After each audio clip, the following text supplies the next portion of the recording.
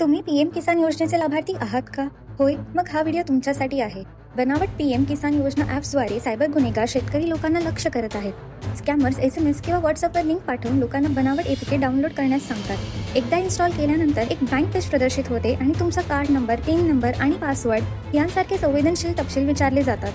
App OTP आणि इतर महत्त्वाची माहिती चोरण्यासाठी तुमचे SMS देखील वाचू शकते. याचा वापर करून स्कॅमर्स तुमच्या बँक खात्यातून तुमचे पैसे चोरू शकतात.